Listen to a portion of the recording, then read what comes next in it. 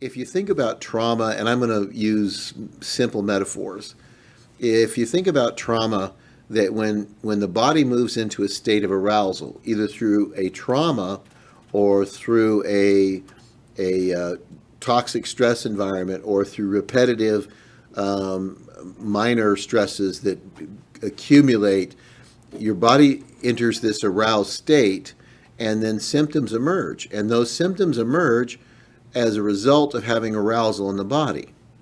And if you want to use a simple metaphor for that, you can think of it as this, is that when the body emerges into arousal, it's like the body moving into Hulk mode, if you're familiar with Marvel Comics. They've moved out of Bruce Banner mode and into Hulk mode. Well, that's great. We recognize that, but you cannot do therapy with the Hulk. You need Bruce Banner in order to do therapy.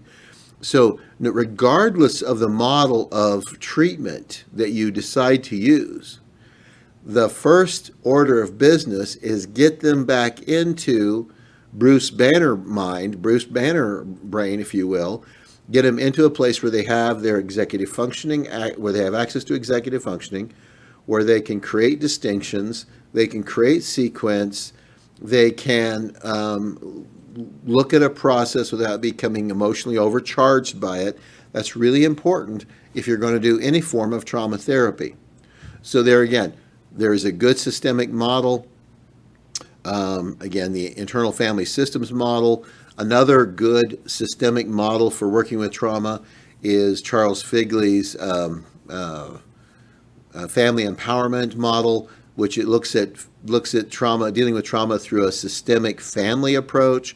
The internal family systems approach that Richard kind of pioneered and put together is based on individual, the system of complexity within an individual, and it's also very good. So I hope that answers your question, and that again, if you have further questions, make sure you get them into us so we can answer them. Thank you. That was question number 1. Question number 2 came from Sharmi, who lives in England. And she writes, I have adult clients who have experienced childhood trauma. I'm trying to decide which therapy to get further training in to help them. Currently, I use cognitive processing therapy.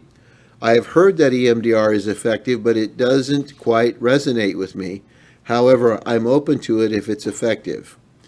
So I'm not exactly sure what the real question is here, but as we kind of move through this, what I want to kind of allude to is the idea that if you look at most of the evidence-based models of treatment, what you're looking at is models that were developed to work with a relatively single trauma. And if you're dealing with people that have early childhood trauma, we're not working with a single instance trauma. So things like EMDR really are designed for the single event. A lot of the CBT, a lot of the DBT. DBT does a better job of the complexity, but a lot of those are assuming that there is a seminal trauma that has occurred, and that's what you're going to work through. The problem with early developmental trauma is that it sidetracks the whole developmental process, and it impacts the physiology and the neurophysiology and the building of neural pathways. And so it's a little bit more complex to deal with. And there are good models for that. And I would recommend that if you want to know more about working with complex trauma, which is what a lot of adults have that were traumatized as children, is you read the Blue Knot organization out of Australia, a wonderful organization that does tremendous amounts of research and really understands how to treat complex trauma.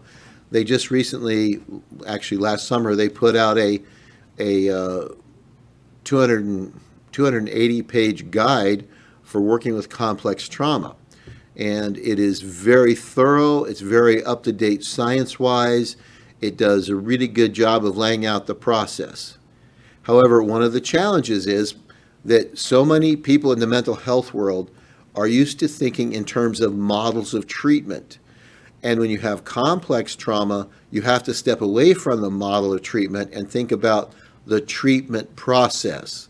Because the model of therapy that you use is only a small portion of the overall process. So if you have a process that is this big from beginning to end, how much of this would actually be the model of treatment? This is the process of treatment, but maybe the model of treatment is only this much. And that's kind of problematic if this is what you're always looking to do, because this is being ignored. So you want to make sure that if you're dealing, the more complexity there is, the more you need to focus on the process of delivering the service, which includes building a good, solid therapeutic alliance with them, to be able to build a good understanding of what the process should look like. It also should be a good orientation to what's going on in the body. It should be a real focus on the development of self-regulation, self-management of the client before we move into the application of a model of treatment. So EMDR is an excellent model of treatment. If you're dealing with a single event, and that's what, a car accident, death, a gruesome death, a violent crime, and there's no other traumas in their history, EMDR is very effective. It's very fast. There's ART, which is the accelerated resolution therapy, which is also very good and very fast, or progressive counting, which is very good and very fast. It was by Ricky Greenwald. These are really good. They're designed to really work through those single events. If you're dealing with somebody that had early, kind of repetitive, traumatic experiences, adversity, toxic stress while they were developing, then you're not dealing with a single event. There may be some pretty significant events in their history, but you're not dealing with a single event. And so a lot of the therapeutic approaches are really not designed to work with that. So again, you have to pay more attention to the process of therapy and exactly what it is that where you're going to put your model in. But if you get them well regulated, what we've discovered is a well regulated client will benefit from just about any model that you use. And so that's really comforting, because if we've laid the groundwork well, they can prosper regardless of the model that we use. So let me leave that with you. And again, if you have other questions that we can possibly answer for you related to trauma and its treatment, make sure you send them in. The next question, number 3, is by Abrar, who is out of Saudi Arabia. And her comment is, I feel like I'm doing it great, but the clients don't want to pay attention.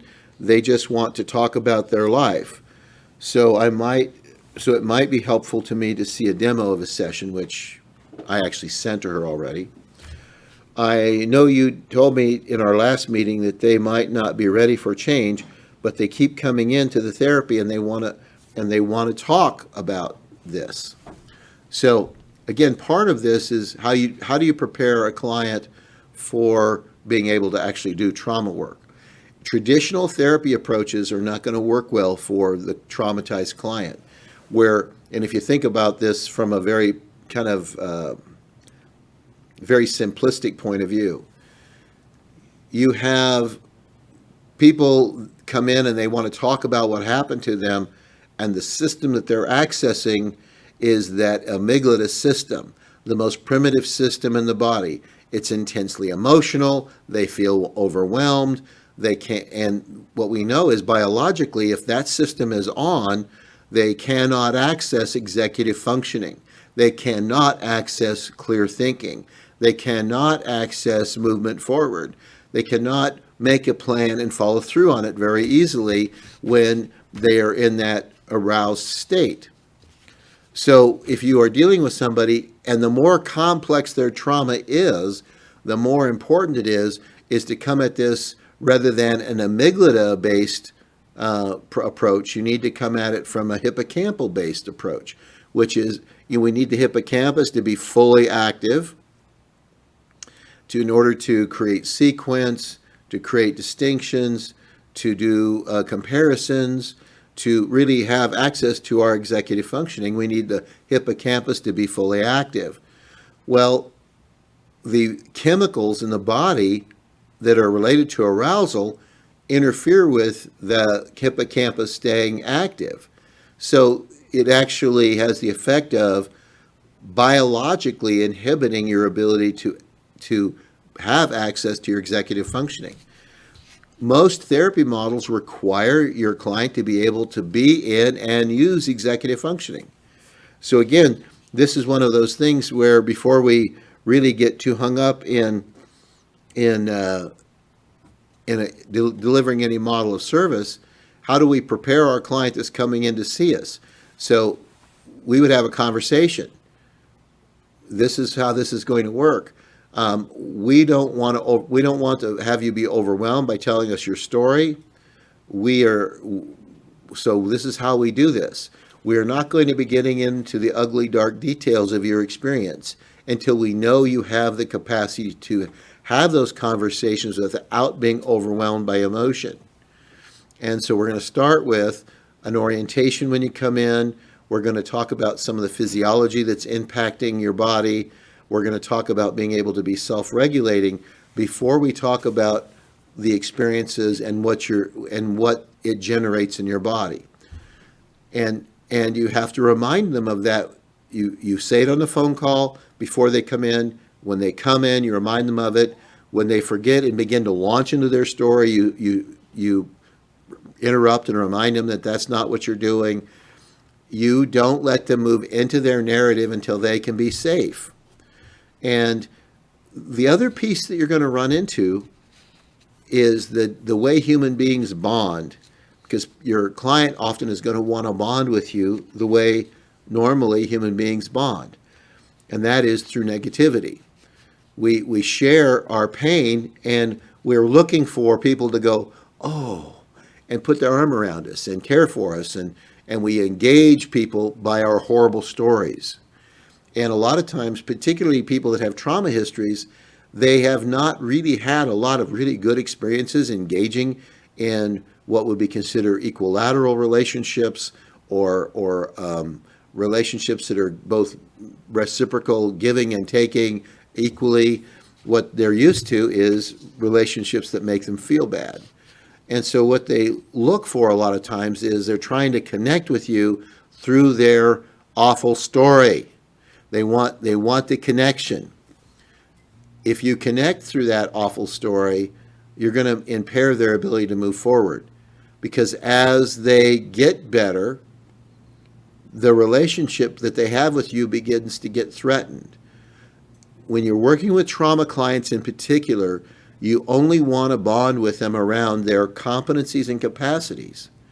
That way, as they improve, the therapeutic relationship strengthens, and you're not threatening anything for them to get better. So I hope that's helpful. Again, if you have other questions, make sure you reach out to us, and we'll be glad to answer them as well as we can. Number 4, this is from Micah in Jerusalem. And Micah she wrote a little bit and then had a question. Body sensations as far as triggers, do they ever truly leave? I find having complex PTSD myself, it is very hard to manage as far as the overwhelm and the overload of the nervous system. Sometimes I can't control or ground myself. I know the regulation skills, yet it is so maxed out that medication intervention is the only way to interrupt and stop the spiraling mentally, emotionally, and physically. I long for the day when I can be 100% be grounded and it feels lovely and wonderful. Having an ACE score of 10 is a battle I will always have to face. Will this always just be management? People often say it's easier. I don't think so far. I think it's hard. And so, and this is a therapist that's in Israel, Tel Aviv, I think. Let me answer that again. Part of this is kind of like direct practice. Direct practice is you have to do something, and you have to do it, and you have to do it, and you have to do it. You have to do it on purpose. You have to do it when you need it. You have to do it at other times. You're doing it as a continual practice. It's a lot like direct practice is what you're doing if you're going to learn an instrument. You know, the first time you pick up an instrument, a violin or a trumpet, or if you're sitting down at a piano, and you're beginning the process of learning how to play that instrument. Anybody listening to you won't be able to tell that you're actually playing anything for a while, because it's not smooth and it's not practiced enough to become natural to you. That takes regular practice for a period of time. So a lot of times when people feel overwhelmed, they feel they have a trauma history, and they've spent a lot of their life being in a state of arousal, they're in Hulk mode or on the verge of Hulk mode almost all the time. And so they want an instant fix. They want it to be, I want to do this and want to have it be done for the rest of my life. And that's just not the way this works. So you learn these skills and you practice these skills. You practice them every day. You practice them multiple times every day. And how long do you do that before you really notice a difference? Well, if you are, an average person learning the piano, how long is it going to be before you can play a Brahms concerto without blowing the notes, or actually play the whole thing as it's written to play? It might take you years of practice to do that. The more severe your history is, the more direct practice you're going to have to do. And so I hope that's an adequate answer for people. A lot of times it runs into the dysregulated person forgets to practice or wants to do it once and have it. That's not, you don't find that anywhere. If I was wanting to learn to play if I wanted to pitch baseballs, I'm going to have to pitch an awful lot of them day in and day out, and really be focused on improving that if I'm going to be really masterful of that. If I want to do anything, it takes direct practice over a period of time. So the positive side of this is that I've worked with enough clients over the years that I have seen people that can stay regulated well enough to engage in direct practice, become increasingly better at it, and find increasing levels of relief from arousal and increasing levels of relief from their traumas and stressors. However, that doesn't ever mean that it goes away completely, that you're not in situations that kind of trigger that response from you. But you start building up that ability to manage this, it doesn't ever go away, but you do enough direct practice, you can offset it. So I hope that's an adequate answer to that question. And I'm ready to move on to question number 5, which was by Brandon. And Brandon asked this question: does research have any idea why some people develop PTSD after a traumatic event and why others don't?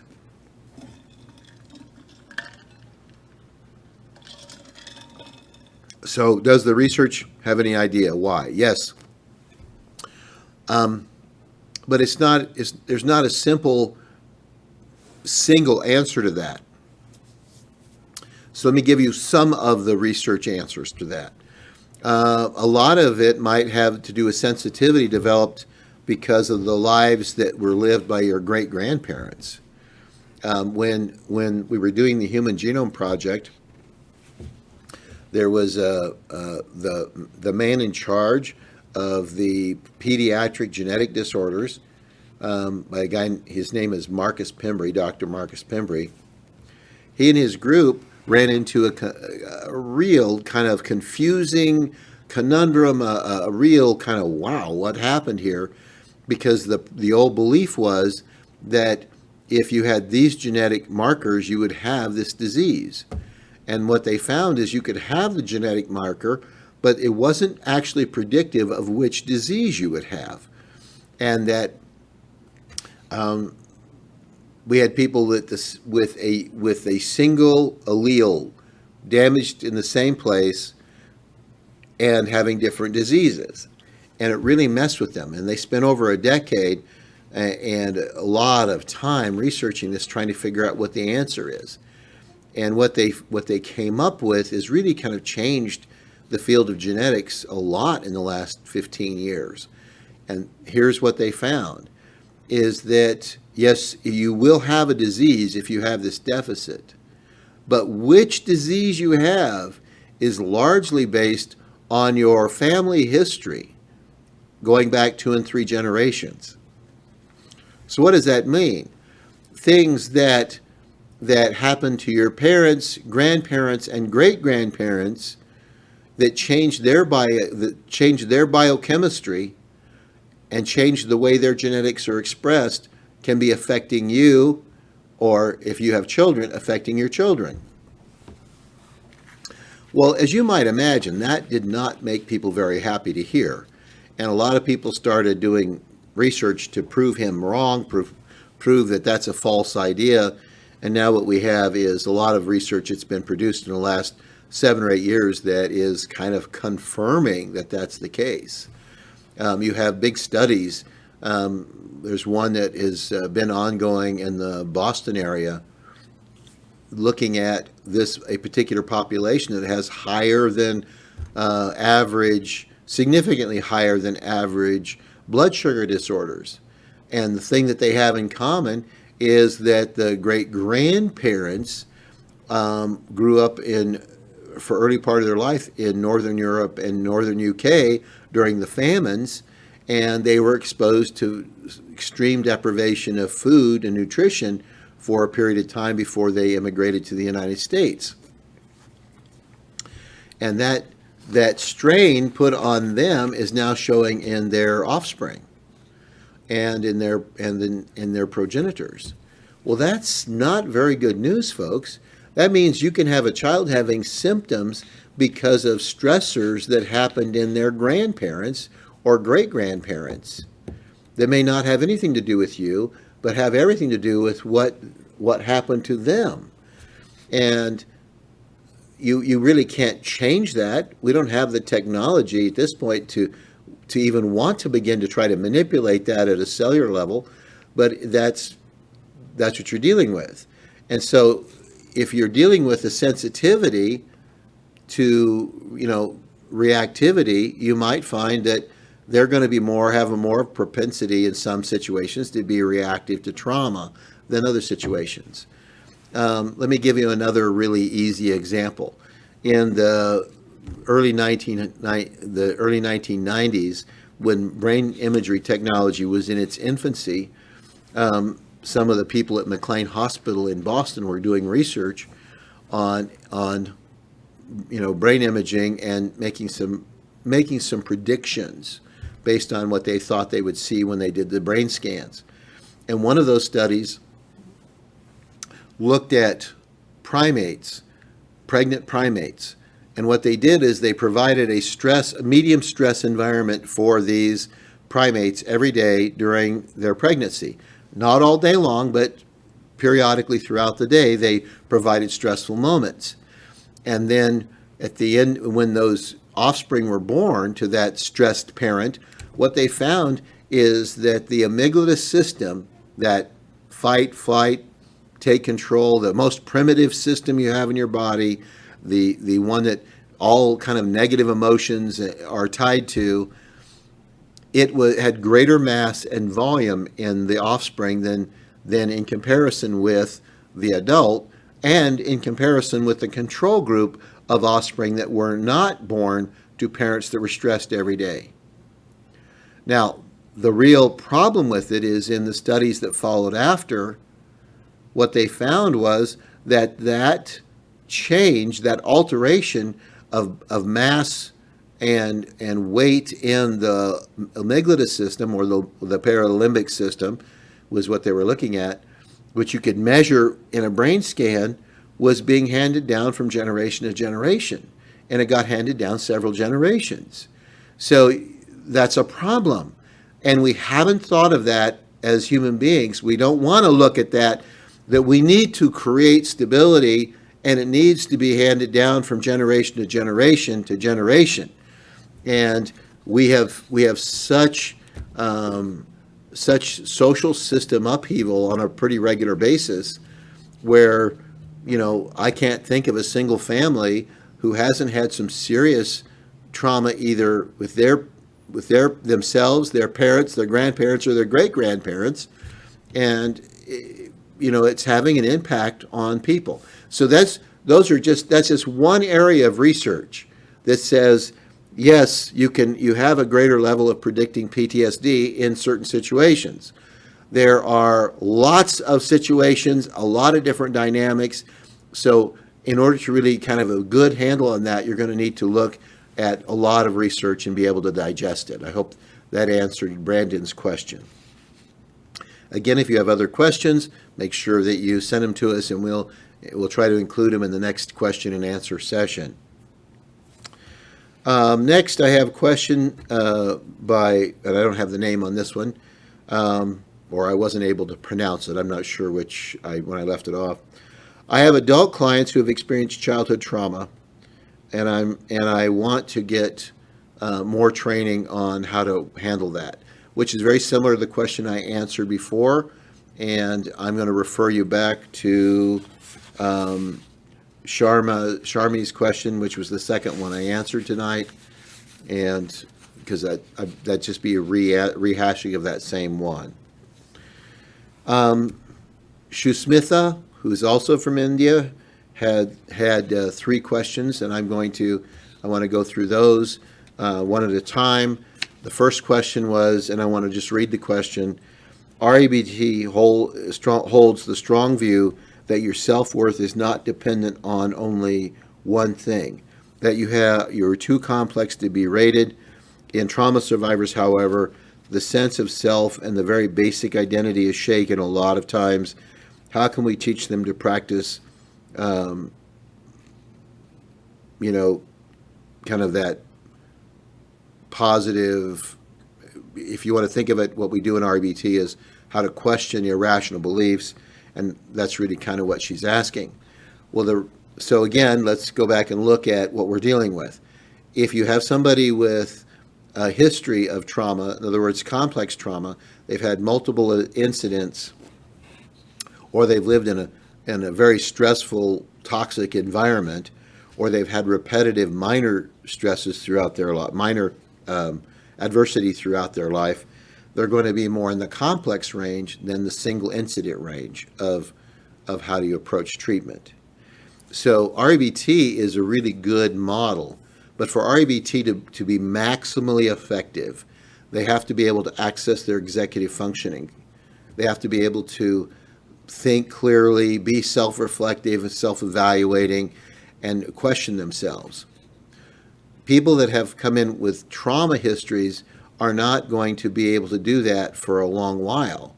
You have to get them regulated well enough before you can use any cognitive model of treatment. So this would be whether it's REBT, CBT, cognitive processing.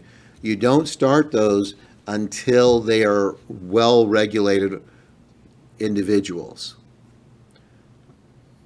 So that's kind of we kind of talk about that a lot in different trainings, but so you wouldn't teach them to question these practices. You wouldn't teach them to look for irrational beliefs, because if they are not regulated well and you ask them to look at how they're irrational, they're going to feel shamed, and they're going to feel like you're blaming them for this rather than helping them be able to regulate themselves so they can do this. So REBT, I've seen REBT work and trauma work, but not until the person has really had a lot of direct practice at regulating themselves for a while. And I think that's important to be able to get a handle on. Next, what are the various thought disputation strategies that can be used with trauma survivors? The one I most commonly use is the functionality one. Is there another? So again, if you have somebody that is in a state of arousal, they're in Hulk mode, actually confronting them is going to make it worse. And it's going to have the effect of re-traumatizing them. So if they are able to regulate themselves, then that's the strategy of functionality will be fine. However, if they are not regulated well, you do not want to teach them any strategies. The strategies that require self-reflection, you don't ask people to do self-reflection if they cannot access that part of their brain and nervous system. And that's kind of, a lot of people spend an awful lot of money to get trained in REBT, CBT, and some of these others that are very cognitive-oriented therapy approaches. And they're wonderful. They work incredibly well if the client is already in their executive functioning. But if the trauma client is often not going to be in that state, and now you're going to run into treatment failure, you're going to run into treatment resistance, you're going to fall into an area where they're not complying, and that isn't their fault. That is because you're trying to get them to perform in an area that they don't have access to. And as long as they don't have access to it, you really can't ask them to do that. And our final question, number 9, is I've heard EMDR is effective, but I'm not sure that I really like it. What do you think about EMDR? Pretty straightforward question. I think EMDR is a wonderful treatment modality. Has great research to support it. I know people that train it internationally that I have great respect for. Here in the Phoenix area, we have Dr. Robbie Tapia. We have Anna Gomez. They train all over the place. And they are very, very good at helping people understand how to do this. Again, EMDR is designed for the person that has a relatively single event or a situation that they're trying to work through. When you step away from that and try to use it for other things, it can be kind of problematic. So for a single incident trauma, I don't think you can do anything really better than EMDR. If you're looking at complex trauma, EMDR is going to have some difficulty. You also can't use EMDR in like family work very easily. So again, it's really where you're at, what you're doing. But before you practice EMDR, you need to make sure you go through the groundwork and really do it the way it's supposed to be done. A lot of the, if you think about the phases of treatment in EMDR treatment, you always want to make sure that they have adequate resources and that they're able to actually do the therapeutic approach before you engage in that. And sometimes they don't have adequate resources to do that, and that's kind of your judgment call.